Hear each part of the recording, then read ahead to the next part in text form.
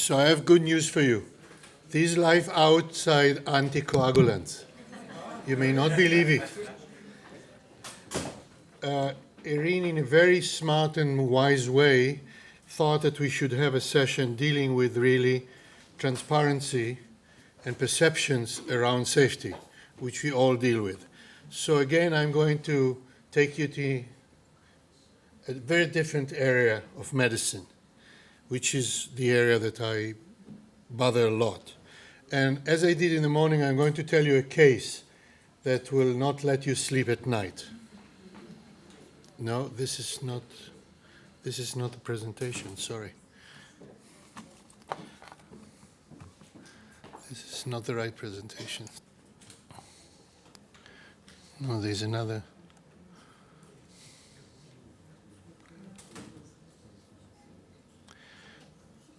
No, she put the wrong one. So I'm going to talk without slides unless she's around to help me with. Oh, yeah? Thank you. That's what the teamwork is about. Okay. This is a real case. I was a pediatric resident. At midnight, they rushed me to a nursery case. This was a newborn infant that was very pale and had a bradycardia of 50 per minute. Anyone of you who have some experience know that's a great trouble. Small babies have heart rate of 120, 150. 50 is anything but good news. 2 hours before, he received his first dose of digoxin, intended to be 0.01 milligram per kilogram. That's what was written. His resuscitation failed. For several hours we tried to revive him. Baby died. His levels were 27 nanogram per ml of digoxin. For those not working with digoxin, the therapeutic range is 0.5 to 2. It's kind of very high level.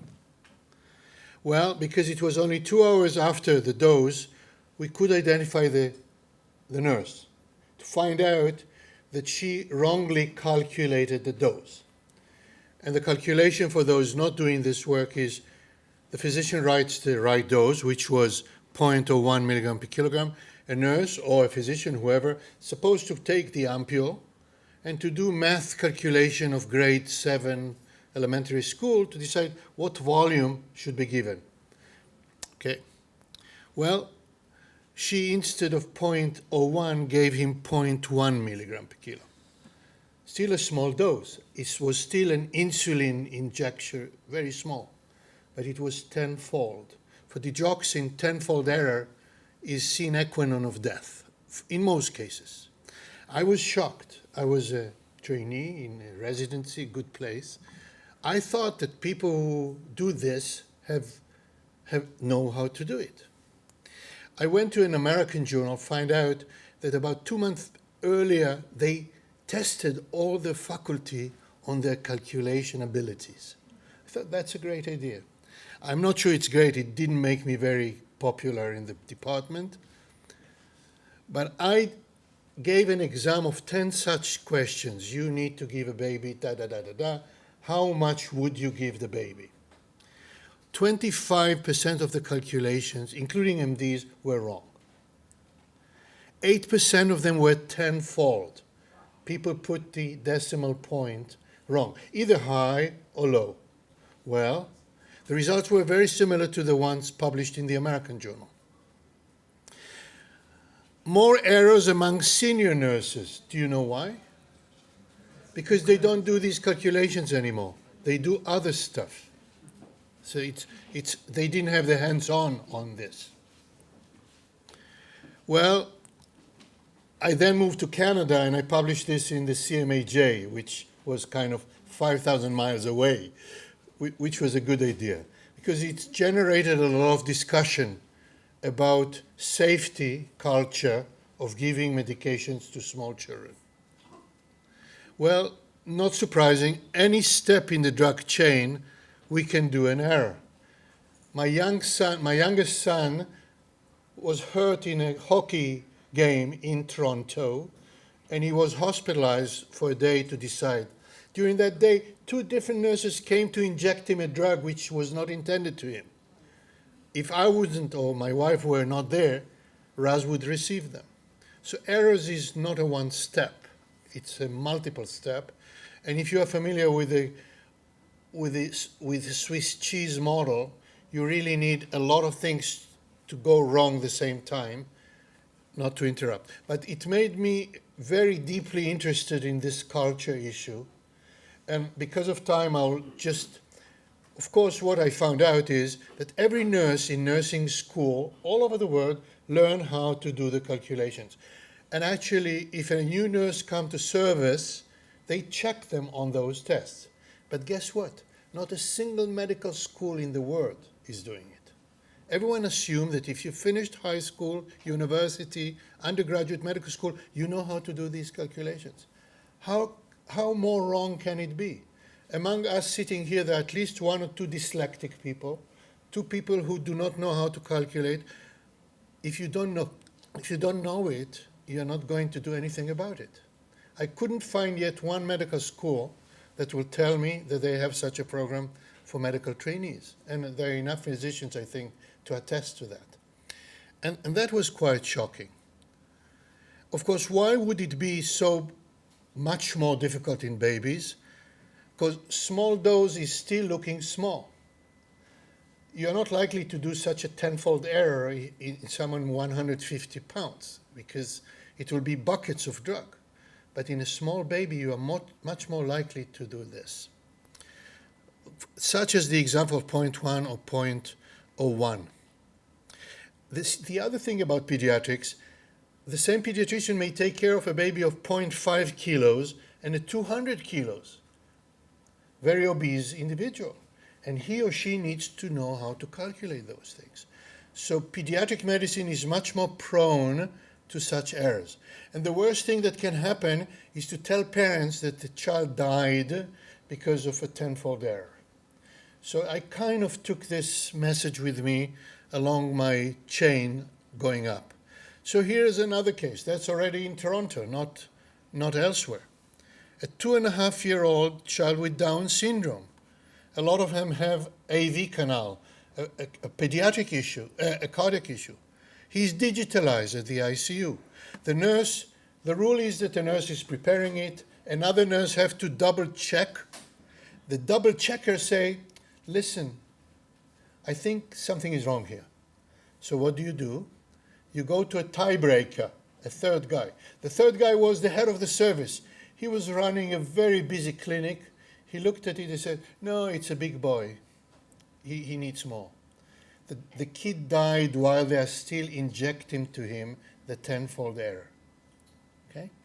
This is published, of course, everything I tell you here. So at that time, Sick Kids Hospital is a large hospital, one of the largest in North America and probably in the world. We thought it's about time to make a difference in culture. One of the big issues is, of course, that people are afraid to admit that they made an error because of the punitive aspects of it, medical legal aspect. Just for comparison, because Israel is having a very known air force, look at the aviation industry. They have very different culture. Whenever there is an error, they go deep into it, trying to be totally transparent. When I was in Toronto, an Air Canada jumbo jet flew from Montreal to Winnipeg to discover midway that he's out of fuel. Someone made a tenfold error in calculating fuel. What saved their life is God, of course. It so happened that the pilot was a World War-based pilot in Winnipeg as a jet pilot. And he remembered and he managed to slide, only to find in the morning that the place is full with buildings that he was not aware of. But the whole industry look at it very differently. With physicians and nurses, there's a high level of anxiety that you will be punished, which is a big no-no if you're about to change the culture. It should not be punitive, and people have to be sure that you explore it. So what we did in Toronto for the first time, later on it came in many other places, we removed from the wards all the dangerous drugs, those that tenfold error can kill someone, such as insulin, digoxin, heparin, morphine, potassium, and so on and so forth. But that, of course, doesn't help. You have resuscitations, so you still need those there. But what happened, all the other were prepared by pharmacy. Pharmacies have at least tenfold less errors because it's their business, it's their culture. So they prepare the dose unless there is really a resuscitation that you need it right away. And then there are very strict rules who and how can do it. And indeed, we saw a very significant drop in numbers of errors as we checked it against charts, what's in the charts. I'm moving forward just because of time, and indeed, we did see a huge differences in reporting and in solutions.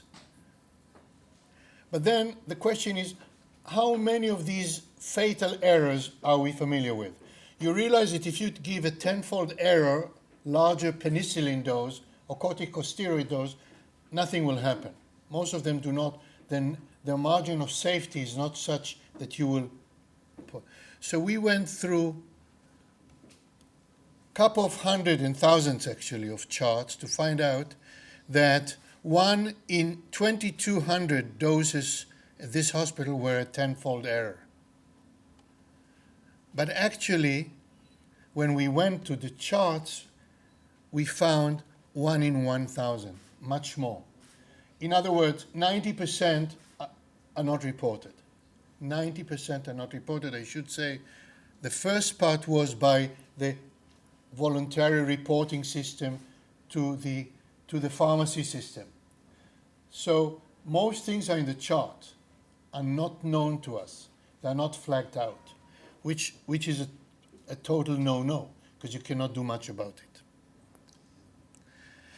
Then, when do these errors happen? This published in Pediatrics several years ago, actually quite a few years ago. And just to make it short, more errors between 4 and 8 a.m., when everyone is tired, when everyone hasn't slept for a day. Kids with severe illness, not surprising, they receive more medications. And they're more prone to suffer from the side effects. Trainees make more errors. Not surprising, they have done less. Weekend, more errors. Here's a question to the Israelis, but most Israelis here trained somewhere else. Why we see more errors in July than in June? 1/3 of the trainees are new. July is the beginning of most residency in North America. New people, 1/3 making more errors. So unless you know all these impacts, you're not going to change them dramatically. And last but not least, I say to myself, after several years of seeing this and saying, oh my goodness, I said, this happens when people write an order and someone do it. What happened during resuscitation? You know, resuscitation go well only in movies.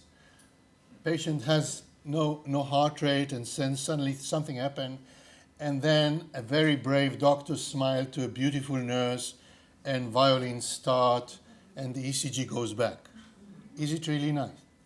So you know, in most emergency rooms, there are mocking resuscitations. You take a note, and it says, the child dropped, has no signs of this and that and that. And there is a big, of course, a big mock of a doll, and you're supposed to do everything to make him alive. So we put cameras there, and we recorded everything that's said, and we collected all the notes, and we even measured all the drugs that were given. This was published in BMJ, just to see what happened in resuscitation. Some of the more interesting results, not that any of this will surprise you. about 1/6 of orders were not given. There were 10 dosing errors during ordering. We heard what they said, give this and that. But good news, someone intervened. That's where the team works. Someone else. Now, in all fairness, they knew that they are being recorded, so they might have behaved like in a competition, which doesn't mean that they would have done it normally. We analyzed the syringes to find out that in about 7% of them there was 50% more drug that was intended to be there. In other words, resuscitation is a very risky business. And it happened to the most risky patients. So although I cannot prove it one by one, probably some people die during resuscitation, not surprising to any one of you. But I think we have to be able to measure it and to think what we do. There are now attempts to create systems with labels and other ways to be sure that people do the right thing when they have to think emotionally quickly. But we have to recognize all these things. Well, in summary, we have to change the culture dramatically, and that's true everywhere in the world. Small children die in hospitals from overdoses, and no one can sympathize with this. None of us want our kids to die from an overdose by the team that's supposed to cure them. There are human errors, and my view is personally, and I say it everywhere I have a chance to talk about the topic, I don't think anyone should prescribe to a kid before they had an exam of calculation. The same way you do not drive without a driving exam.